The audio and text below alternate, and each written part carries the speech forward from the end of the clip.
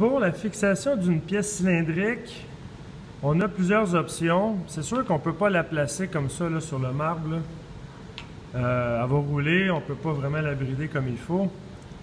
Et on ne peut pas non plus la placer, on pourrait la placer debout, là, mais l'idéal pour une pièce cylindrique, c'est d'être couché comme ça ou couché comme ça. Parce qu'on est capable d'inspecter presque la totalité de la pièce en étant dans cette position-là ou dans cette position-là.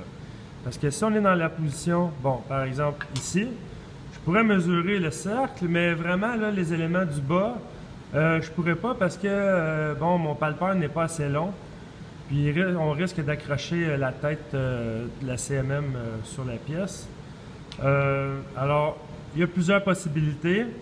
La première, très simple, là, une petite étau, une quête de précision. On va venir localiser la pièce, un bout de la pièce dans l'étau. On peut l'appuyer dans le fond ou on peut la monter légèrement plus haut. Il faut juste réfléchir que si on veut mesurer ce diamètre-là, il faut se laisser de la place pour mesurer. Alors, il ne faut pas trop la mettre dans le fond de l'étau. Mais on pourrait utiliser un petit étau comme ça, qu'on va venir évidemment brider pour pas que ça bouge pendant l'inspection. Alors ça, c'est une des possibilités. L'autre possibilité, encore très simple, c'est un bloc en V magnétique. Évidemment, il faut que la pièce soit en acier. Si la pièce est en acier, c'est parfait. On va venir la localiser magnétiquement sur notre bloc en V. Alors, elle tient en place. Et on va pouvoir brider le bloc en V pour être sûr que ça ne bouge pas pendant l'inspection.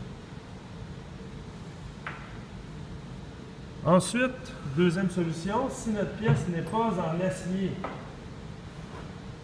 par exemple en aluminium ou en laiton, on va utiliser un bloc en V non magnétique, mais avec notre bride de serrage, qu'on va pouvoir positionner notre pièce et la brider avec la petite serre. OK, on peut faire ça aussi. Là, évidemment, on est limité parce que c'est très haut. Alors, si on veut venir inspecter le diamètre ici, ça devient un petit peu difficile. Alors, il faut réfléchir au montage qu'on va faire pour inspecter toutes les mesures qu'on a besoin d'inspecter. Mais la méthode que je trouve idéale, ça demande un petit peu plus de temps, mais si on a comme plusieurs pièces identiques à vérifier, je trouve ça parfait. C'est un montage. Ça, c'est des plaques individuelles pour concevoir en fait un gabarit d'inspection. C'est des plaques qu'on a fait nous à l'interne. On en a plusieurs. On a le 8 pouces de long et le 12 pouces de long, si on a des pièces plus longues. Et on met, là dans ce cas-ci, c'est des vis, un quart 20 avec des écrous pour bloquer la hauteur des vis qu'on va établir, comme par exemple, je dépose ma pièce dessus. Et là, je peux la placer soit comme ça ou soit comme ça, tout dépendant de la façon que je veux l'inspecter. Le principe de ça, c'est qu'on va venir appuyer, on va avoir deux points d'appui d'un bout à l'autre de la pièce. Alors, on choisit selon l'anthrax des trous la position qu'on veut, la hauteur qu'on veut. OK?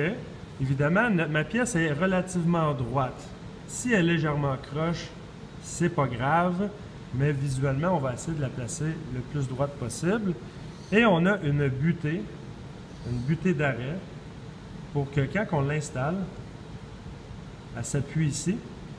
Et encore là, on va venir brider, si c'est possible, le dessus de la pièce et le gabarit, pour être sûr que ça ne bouge pas. Mais dans ce cas-ci, je vous dirais, vu qu'on a une butée, on peut seulement brider la plaque et on va venir inspecter notre pièce. Si jamais elle bouge, l'idéal c'est qu'elle ne bouge pas, on peut toujours la relocaliser sur la butée d'arrêt. Alors ça, c'est la méthode que je privilégie, mais qui demande un certain montage à faire avant.